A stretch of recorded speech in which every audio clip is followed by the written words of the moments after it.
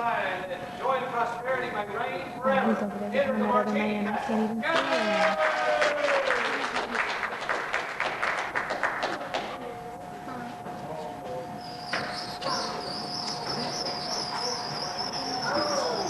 Oh, that's about it. Anymore. It's cutting deeper and deeper into his Mr. Rice, sir. Good. Out of the way. Go ahead. Well, as you know, he's built an entire subdivision right next to the cemetery. Dozens and dozens. Send Bailey in.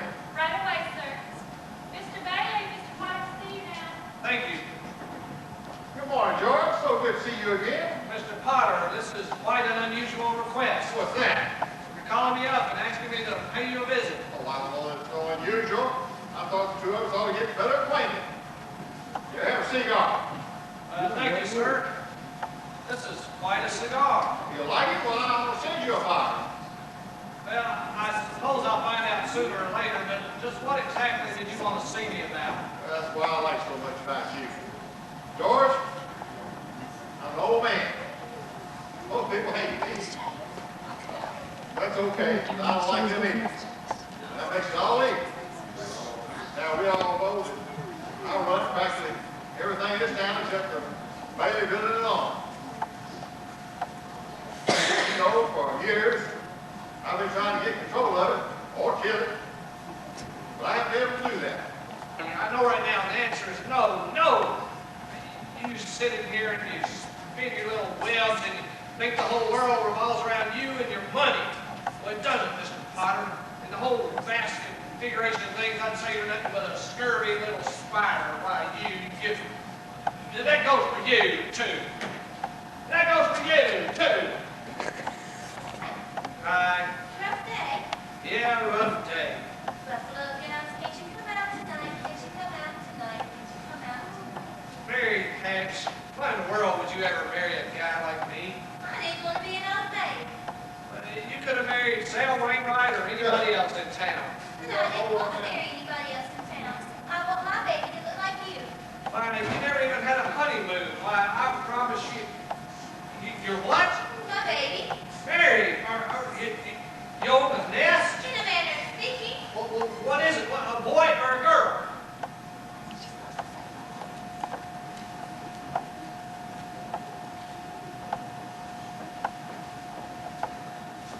Well then, George Bailey, couldn't have been happier.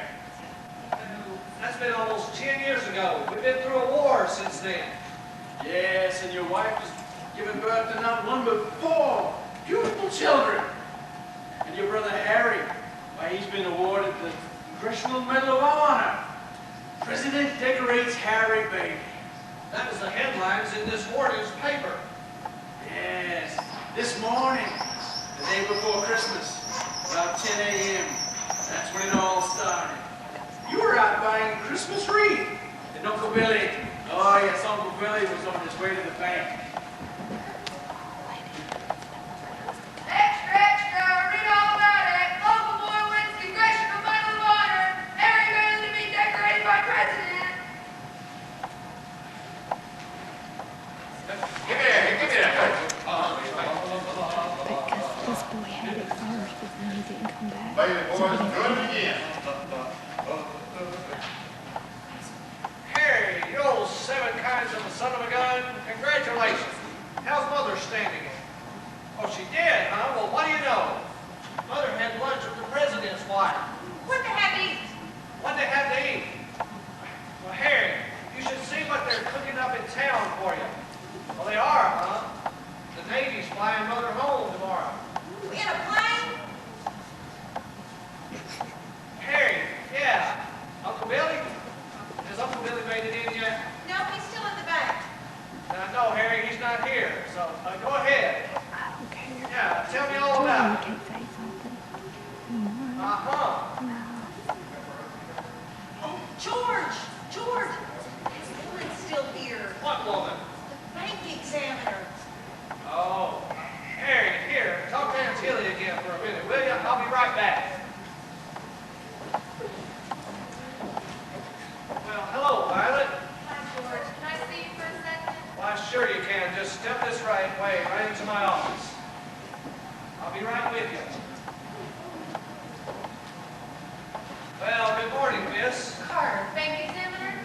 Carter. Merry Christmas. Merry Christmas. We're all excited around here. My brother just got the Congressional Medal of Honor. The president just decorated it. Well, I suppose they do those things. I trust you had a good year. A good year? Well, just between you and me, Miss Carter, we're broke. Although I shouldn't wonder when you can okay reverse charges on personal long-distance calls. Well, Should now... I hang up, George? No, he wants to talk to Uncle Billy. Now, you just hold on. Well, if you'll just step right this way. Well, if you'd cooperate, I'd like to visit you by tonight. I want to spend Christmas in Elmira with my sister and her family. Don't blame you a bit, Miss Carter. If you'll just step right here, Uncle Billy has everything all laid out for you.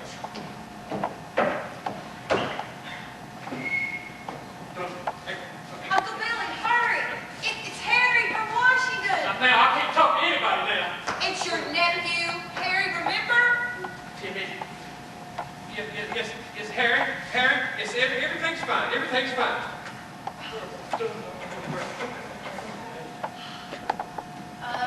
Mr. Bailey? What? Oh, another Mr. Bailey. Well, you'll do just fine, possibly better. May I see you here for a moment? Me? You? Yes, I'll be right there. Here. Where's George? He's in the office with Violet Peterson. I need to see him as soon as he gets out.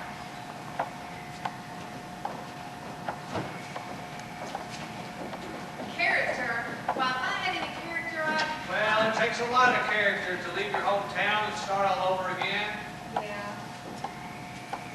Oh, no, George, don't. Well, here now, you're broke, aren't you? Yeah. Well, what are you going to do? Hop your furs or that hat? You go off to New York? And you know they charge for meals and rent up there, same as they do in Bedford Falls.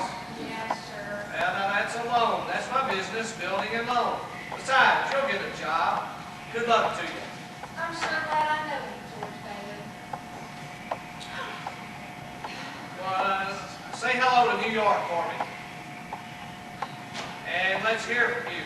What is it? Oh, Merry Christmas, darling. Merry Christmas, George. Mr. Bailey, you have a problem we need to talk about. How's that? George, can I see you alone for a minute, please? Uncle Billy. George, What is it? What?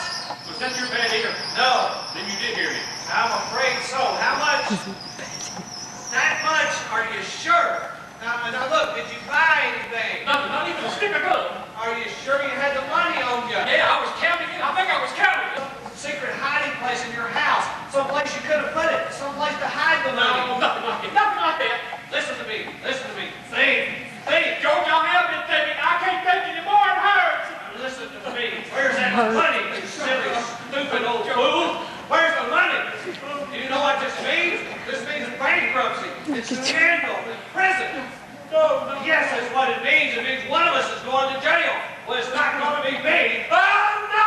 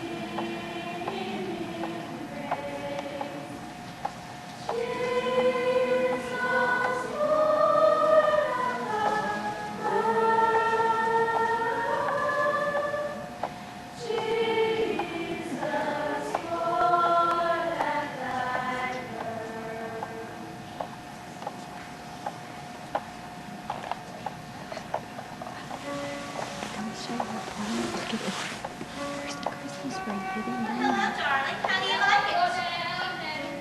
Achoo. Bless you. Did you bring the wreath? Daddy, did you bring the Christmas wreath? Read? What read? On the Christmas wreath for the window. No, left it at the office. Is it snowing? Yeah, just started. Well, where's your hat and coat? Left them at the office. Is everything all right, George? Sure, everything's fine. Well, isn't it great about Harry? Well, we're famous, George. We must have had at least 50 phone calls today about the parade, the banquet. Well, your mother's so excited, she...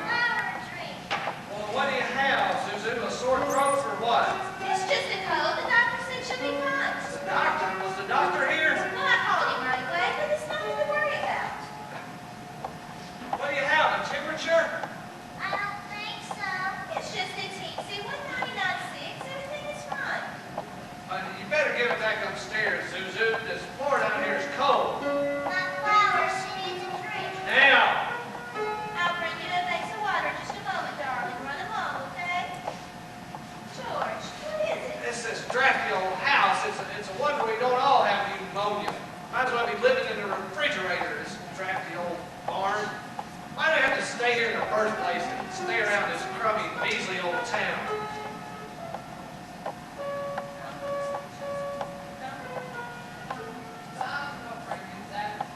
How do you spell Frankenstein? I don't know. Ask your mother. Telephone. Hello? Hi, yes, this is Mrs. Bailey. Hi, Mrs. Welch, thank you for calling. She's doing just fine. Doctor says she'll be out of bed in time for Christmas dinner. Is that Zuzu's teacher?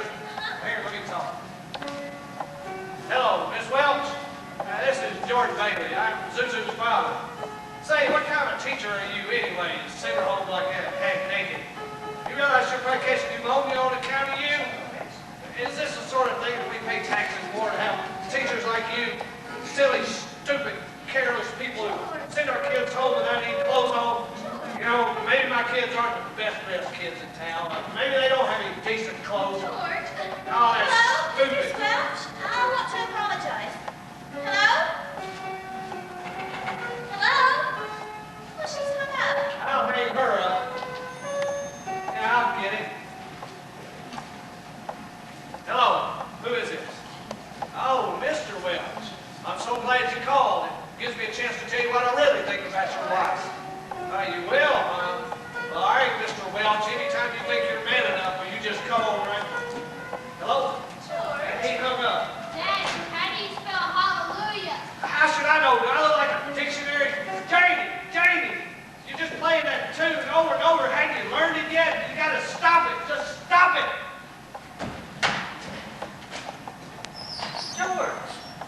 George Bailey, is that you?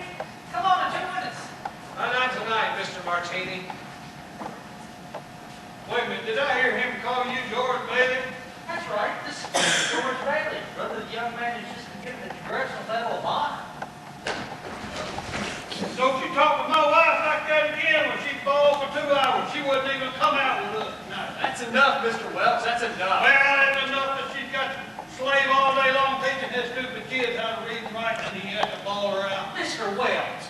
Oh, the heck with this. I'm going home. Come on, everybody, it's Christmas Eve. Aren't we supposed to be in good cheer? Yes, are we going to sing anymore? Of course we are. Come on, everybody. Let's sing. You all right, George?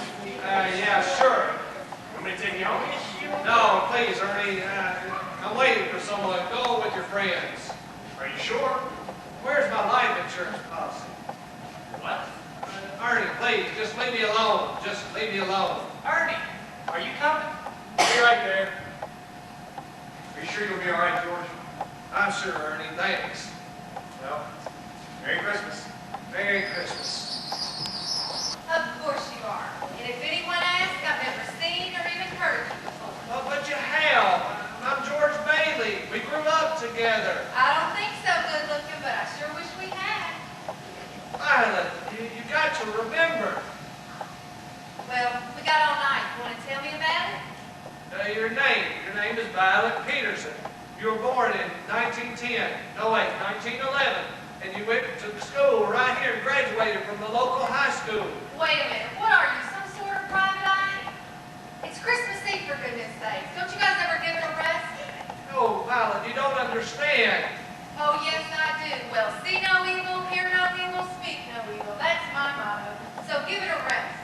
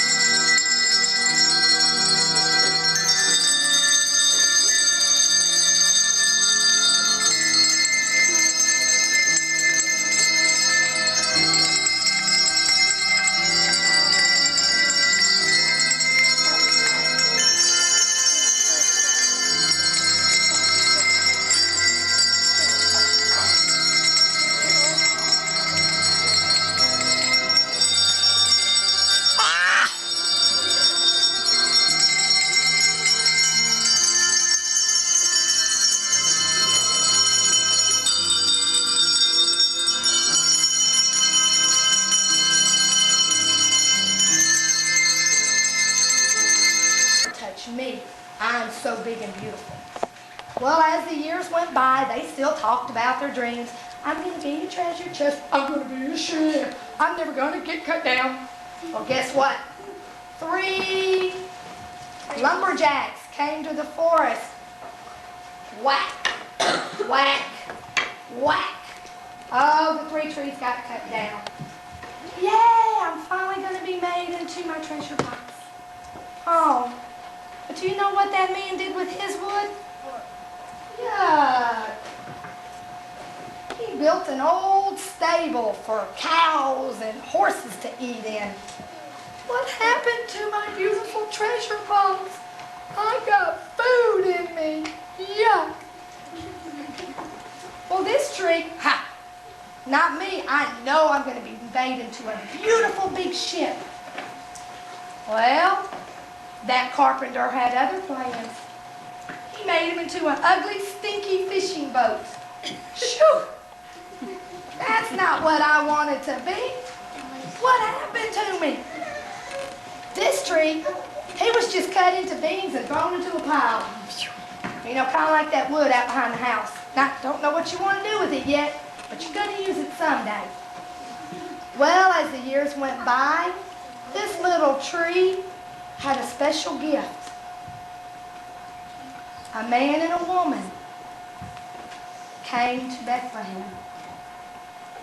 They had a baby. They laid that baby in that manger. At that point, that little tree that wanted to hold riches and treasures realized she was holding the greatest treasure of all, Jesus. No dream she could ever have imagined could imagine that a simple little manger would hold such a great treasure. Thank you, God, she said. This tree, floating in the ocean, catching fish. One day a mighty storm came up, and the man in his boat said, "Master, we're scared." And the master stood up and said, "Quiet, be still." And the winds stopped, and the waves calmed down. This tree realized at that moment he was carrying the King of Kings, Jesus Christ. Even the wind and the waves obeyed his command. No king on earth was as important as the king he was carrying in his boat. Thank you, God, for showing me the true king, he said. What about that other tree? He was thrown into a pile. One day the man came and wiped off that dirt off those beams, and they started carrying him down the road. And he was going down the road, and people were throwing stuff at him, and people were spitting on him, and he's going, "What's wrong? I was going to be a beautiful tree. I was going to stand on the top of the mountain, and everybody was going to see me and thank God and remember God. But here I am walking through a town, and people are yelling at me, and it's ugly, and it's not nice." But he did not know that he would hold the greatest gift of all. He was made into the cross that Jesus died on. And now, every time people see the cross, they look to God. He said, "Thank you, God, for showing me not the beauty of a treasure box, not the beauty of a majestic ship, not even a tree standing as tall as he can, but your love, plain and simple." That's what God has in each of you, his love, plain and simple. Not our will, but God's will be done. So this Christmas, when you're looking at your manger, remember that tree that wanted to be the treasure box? She held the greatest treasure. When you see a boat, remember that tree that wanted to be that mighty sailing vessel, and he carried the King of Kings across the sea. And then when you see those tall trees in the woods, remember the one that was made into the cross that Jesus died on. And we will always have that cross to look at and look to heaven and thank God. Now, I have a special treat for each of you. Well, you thought you still did. This is your cross. When you thought you were finally heading off for college. Well, that was 1,000 years ago. For he's a jolly good fellow, for he's a jolly good fellow, for he's a jolly good fellow, which nobody can deny.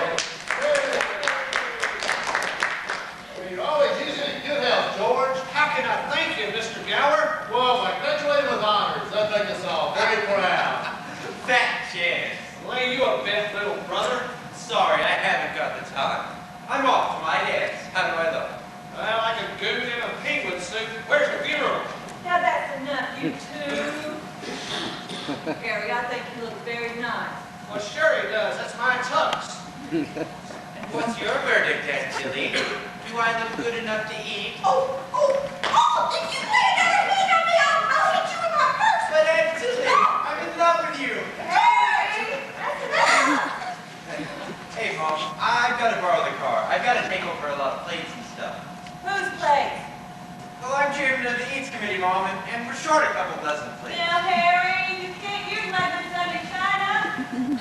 Remember, I'm your grandmother and her mother before that. Harry, are you listening to me? We're sure gonna miss you, George. Oh, well, thank you, Mylon. Say, this some dress you got on there. This old thing, why, it's just a hand-me-down like Harry. But it sure is pretty, isn't it, George? Oh, yeah, the dress. It's real nice, Mylon. Well, I guess I better be going. The day starts in another half hour. Why don't you drop by later on? I just might do that. Sure hope you do. Take care. You too, Mylon. Come on, honey, you want me to walk you over to the school? That won't be necessary. Goodbye, George. See you, Mylon. Well, come on, honey. See you around, George. Say, Uncle Billy, where's Pop? Oh, he had to finish up a board report for old man Potter's. Board meeting is tomorrow morning. Well, I thought when Pop put him on the board of directors, he'd ease up on us a bit. What's eating that old money-grubbing buzzard anyway? Oh, he's a sick man, George. He's sick in his heart, sick in his soul, if he has one. You know, he hates everyone that has something he doesn't. Just tagging along somewhere in the background until one of you boys noticed and sent her on her way. Tonight, can't you come out tonight?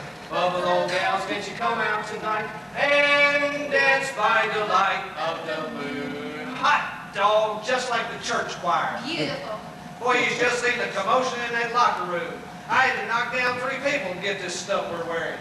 I bet half your class jumped in that swimming pool. Well, you know, half the town said it was a bad idea to build a swimming pool over the gym floor. I wonder who turned the key. But it's probably somebody jealous because you picked me to dance with you. You think maybe? Now here, let me have an old wet dress of yours. Well, hello. Hello? You look at me as if you don't know me. Well, I don't. You pass me on the street almost every day. Me? Uh-huh. No, that was a little girl named Mary Hatch. That wasn't you. Do I look as funny as you? Well, I suppose I'm not quite the football type. But you look wonderful. You know, if it wasn't me talking, I'd say you're the prettiest girl in town. Huh? Why don't you say it? Well, I don't know. Maybe I will say it. How old are you anyway? You can't ask that. Well, I am. 18? 18? What? It was just last year that you were 17. Too younger. Too old. Oh, no, just right. Your age fits you. I mean, you even look a little older without your clothes on. I mean, without a dress. I mean, you look younger. You look older. I'm sorry. Sir, my train, please. A pox upon me for a clumsy lout. Your caboose, my lady. You may kiss my hand. Hey, Mary. As she was lumbering down the... All right, then I'll take a rock and hit the old Granville place. Oh, no, don't. I live in a place. Now, you see, you make a wish and then you throw a rock and try to break some glass. Gotta be a pretty good shot nowadays with all those windows broken out. No, George, don't. It's so full of romance. I want to live there one day. And that old place, Uh-huh. I wouldn't live in it as a ghost. Now watch, up there on the 2nd floor. What'd you wish, George? Not just one wish, a whole hatful, Mary. I know what I'm doing tomorrow, and the next day, and the next year, and the year after that. I'm shaking the dust of this crummy little town off my feet, and I'm going to see the world. Italy, Greece, the Parthenon, the Colosseum. Then I'm going to come back here and go to college and see what they know. Then I'm going to build things. I'm going to build airfields. I'm going to build skyscrapers 100 stories high. I'm going to build bridges a mile long. And are you going to throw a rock? Hey, that's pretty good. What'd you wish for, Mary? Buffalo gals, can't you come out tonight? Can't you come out tonight? Can't you come out tonight? Buffalo gals, can't you come out tonight? And dance by the light of the moon. What'd you wish when you threw that rock? Oh, Come on now, tell me. But if I tell you, it might not come true. Well, what do you want, Mary? You want the moon? Just say the word, and I'll throw a lasso around it and pull it down. Hey, that's a good idea. I'll give you the moon, Mary. I'll take it. And then what? Well, then you can swallow it, and it all dissolves, see? And the moon beams will come out your fingers and your toes and the tips of your hair. And am I talking too much? Well, yes, you are. Who's that? Why don't you kiss her instead of talking her to death? What? Ah, you. You know it's wasted on the wrong people, Ernie. You're telling me. Just wasted. Hey, Ernie, Bert, get back here. I'll show you some kissing that'll turn your head around. George, come on home quick. Your father's had a stroke. Huh? Mary, I'm sorry. I've got to go. Come on, George, it's her. Take a step for the doctor. How sweet the sound that saved a wretch like me. I once was lost, but now I'm found. Was blind, but now I see. Through many dangers, toils, and steps, I have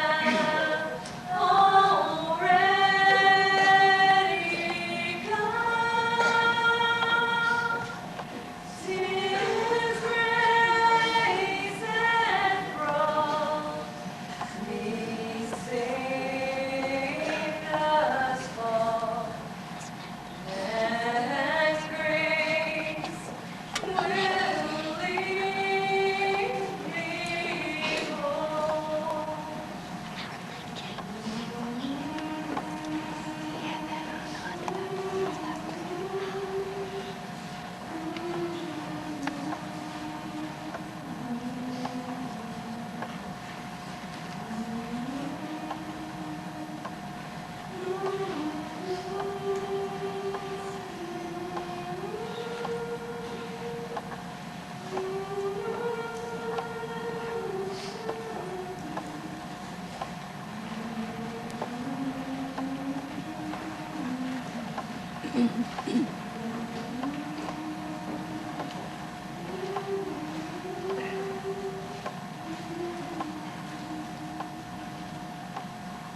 Well, it was nice of you to come, Mr. Potter.